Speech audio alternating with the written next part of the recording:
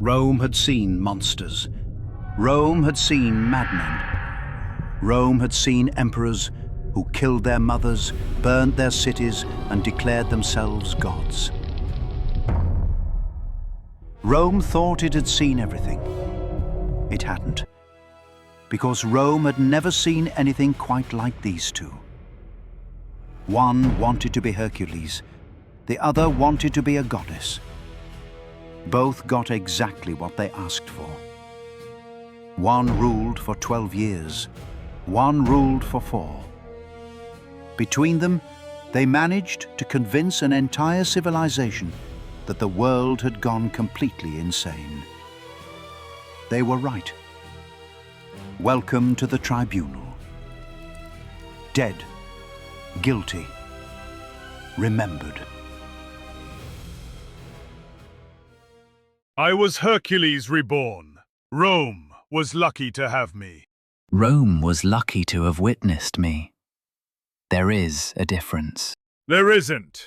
Gentlemen, we haven't even started yet.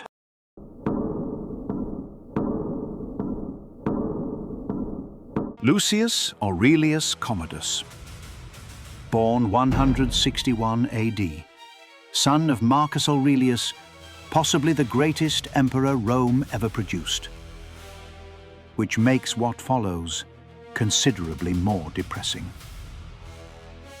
Marcus Aurelius spent his life building an empire worth inheriting. Commodus spent his life proving he hadn't been paying attention. For the first 3 years, he was adequate, which for Rome was something of a golden age. Then the mask slipped. It always does. He became convinced he was the reincarnation of Hercules. Not inspired by Hercules, not admiring of Hercules, Hercules.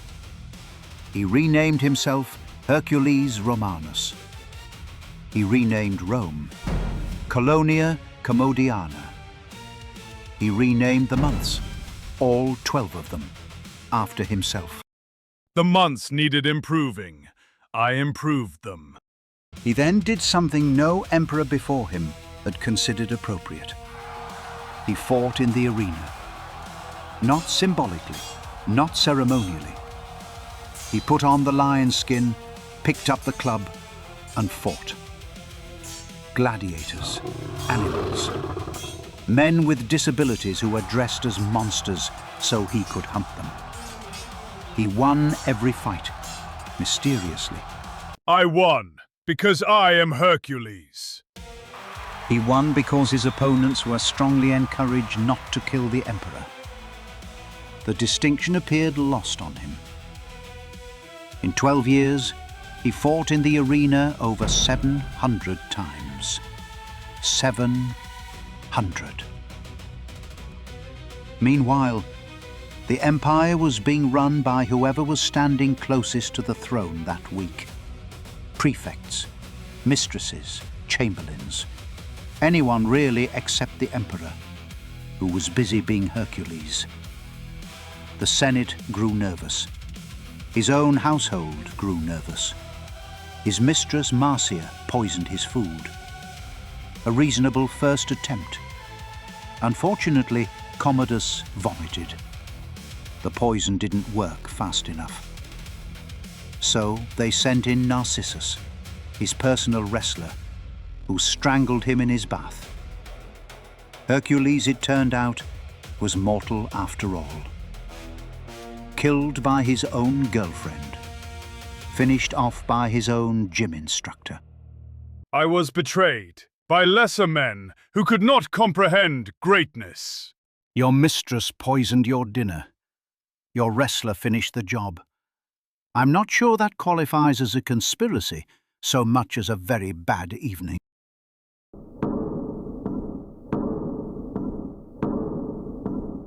Marcus Aurelius Antoninus. History knows him as Elagabalus. He was 14 years old when he became emperor. 14.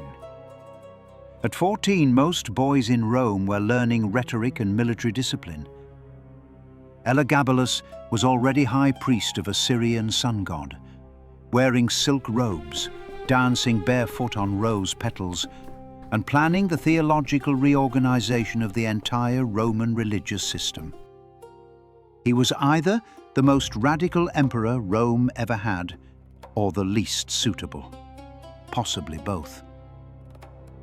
He came from Emesa in Syria.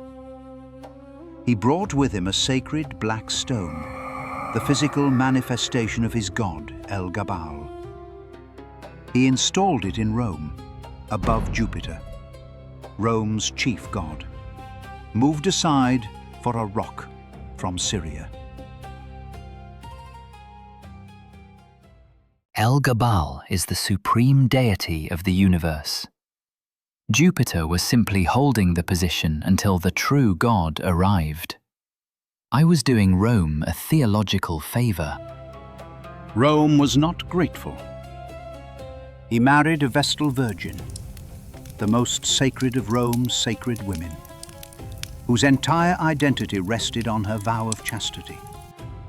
He married her anyway, then divorced her, then married her again, because, as he explained, it seemed appropriate for a god to marry a priestess. He made his chariot driver consul, his chariot driver. He wore makeup. He wore women's clothing. He reportedly offered vast sums to any physician who could provide him with female anatomy. Rome was scandalized. Rome was also completely unable to stop him, because he was the emperor, and he was 14, and then 15, and then 16, and then 17, and then 18. When the Praetorian Guard finally decided they had endured quite enough theology, they proclaimed his cousin Alexander as emperor. Elagabalus tried to have Alexander arrested. The Guard disagreed, emphatically. Elagabalus fled. According to historical sources, the divine intermediary of the supreme sun god attempted to hide in a wooden chest. The soldiers found him anyway, killed him, killed his mother, dragged their bodies through the streets, threw them in the Tiber. 4 years. The god who reorganized Roman religion died hiding in a box. They weren't ready. Some civilizations require centuries to appreciate their greatest emperors. You hid in a wooden chest. Some gods require better exit strategies.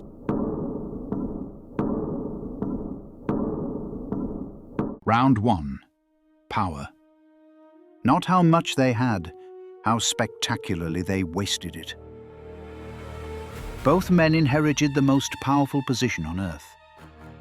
Both men treated it as a personal theatrical project. Commodus had power for 12 years. 12 years in which Rome's administration was handed to anyone willing to do the actual work, while the emperor fought imaginary monsters in the arena. He didn't abuse power so much as abandon it, left it on the floor, like a toga he couldn't be bothered to put on. Elagabalus had power for 4 years. 4 years in which he attempted to reorganize Roman religion, Roman gender conventions, Roman marriage law, and Roman foreign policy simultaneously. He didn't abandon power, he weaponized eccentricity. Round 1 goes to Commodus. 12 years of neglect causes considerably more damage than 4 years of chaos. I did not neglect Rome. I elevated it. He renamed the months after himself and fought in the arena. That is not elevation. That is a very expensive hobby. I was Hercules. You were strangled by your gym instructor. Moving on. Round 2. Crimes. This is where it gets philosophically complicated, because these two men committed very different kinds of crimes. Commodus killed people. Elagabalus offended people.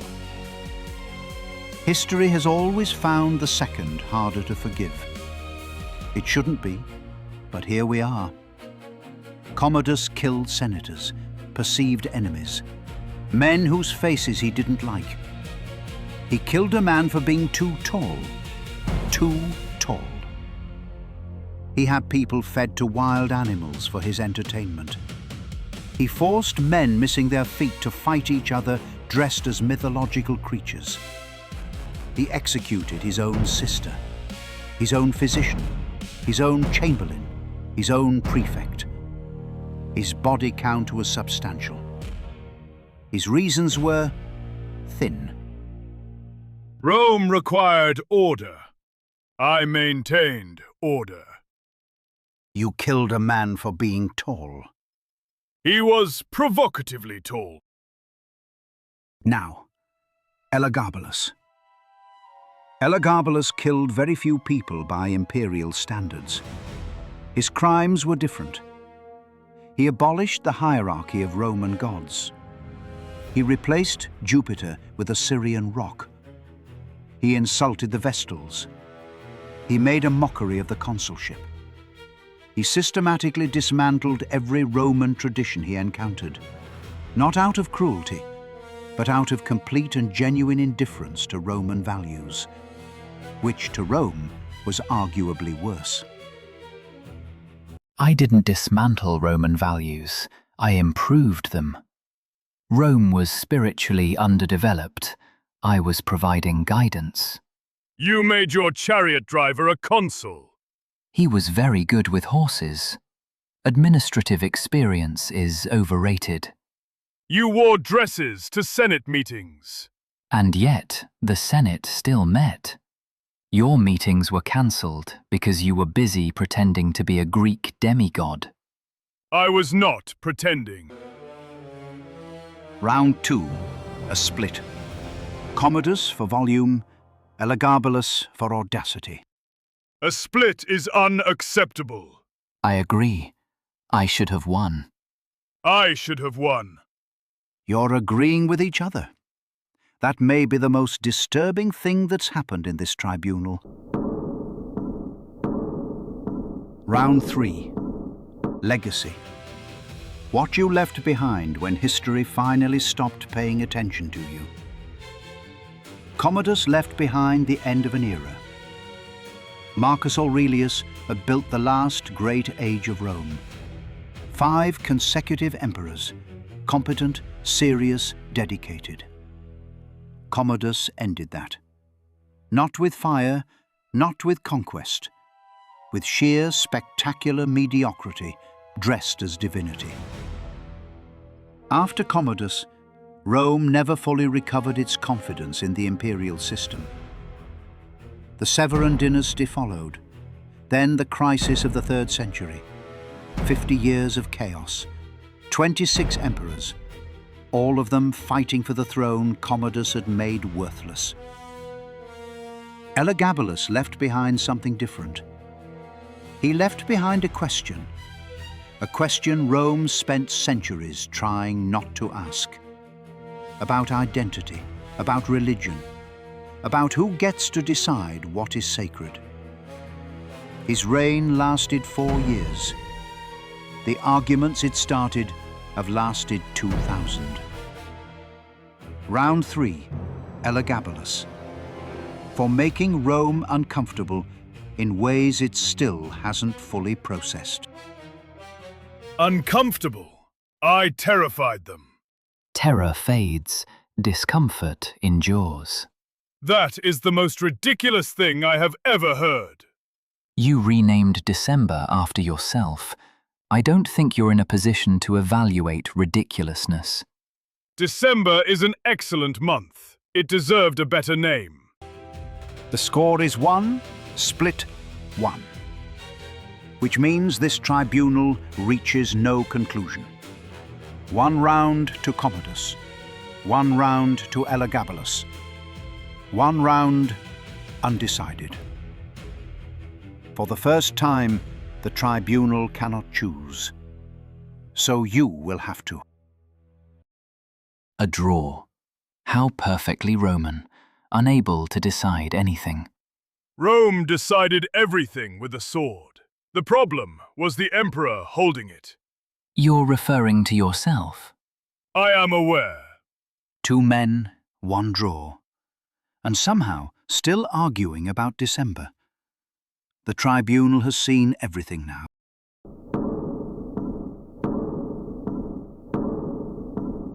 Before the verdict, let the record show. Reign: Commodus, 12 years. El-Gabalus, 4. Victims: Commodus, senators, soldiers, citizens, anyone taller than him. El-Gabalus, very few. His weapon was not violence, it was theology. Killed. Commodus, by design. El-Gabalus, by accident of policy.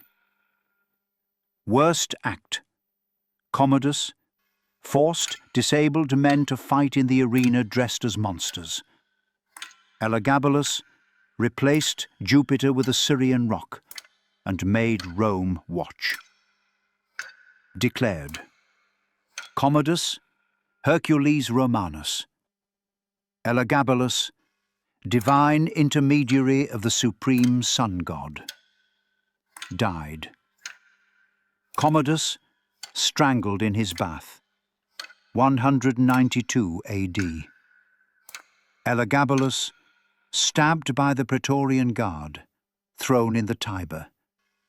222 AD.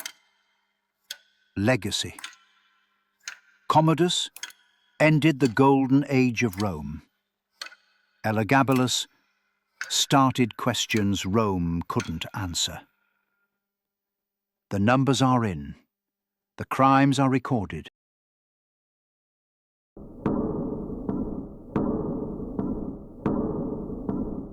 Right. Commodus, El-Gabalus. 2 men, 1 question. Who was worse? One killed for entertainment, the other ruled for enlightenment, and achieved neither. One broke Rome's body, the other broke its idea of itself. 1 round each, and one we couldn't decide. Which means for the first time, this tribunal has no verdict, only a question. Which is more dangerous, the monster who kills you, or the God who makes you question everything you thought was real? The verdict belongs to you. Who was the greater villain? Vote in the comments. The tribunal is watching.